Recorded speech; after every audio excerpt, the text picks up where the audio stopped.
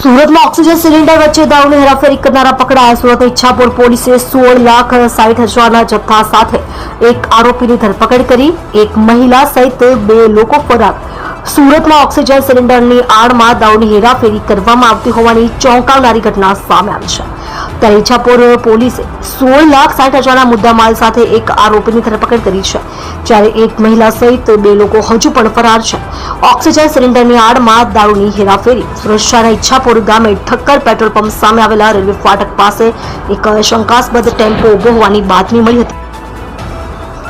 બાતમી મળતાની સાથે જ પોલીસ દ્વારા કાર્યવાહી કરવામાં આવી હતી. આ કાર્યવાહી દરમિયાન પોલીસને ટેમ્પાની અંદર હોસ્પિટલમાં વપરાતા ઓક્સિજન સિલિન્ડર મળી આવ્યા હતા. જોકે પોલીસે વધુ તપાસ કરતા સિલિન્ડરની આડમાં છુપાવેલ દારૂનો મોટા પાયે જથ્થો મળી આવ્યો હતો.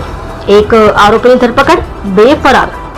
ટેમ્પાની તપાસ દરમિયાન 1,512 બોટલ ભારતીય બનાવટની અંગ્રેજી દારૂ અને બિયરના ટીન મળી આવ્યા હતા, જેની કિંમત ₹1,55,232 હતી. આ સાથે આઈસર ટેમ્પો અને મોબાઈલ મળી કુલ ₹1,60,232નો મુદ્દામાલ જપ્ત કર્યો છે.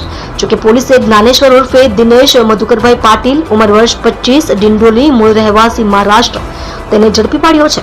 જ્યારે એક અજાણી મહિલા અને પંકજ ઉર્ફે અશોક સામેલ છે.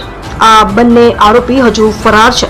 ગુજરાત પ્રોહિબિશન અધિનિયમ 2016ની કલમ 65A, 116B, 8198B હેઠળ ગુનો દાખલ થયો છે. પોલીસ હવે આ કાયદેસર વ્યવસાયની આખી જાળ સુધી પહોંચવા તપાસ કરી રહી છે.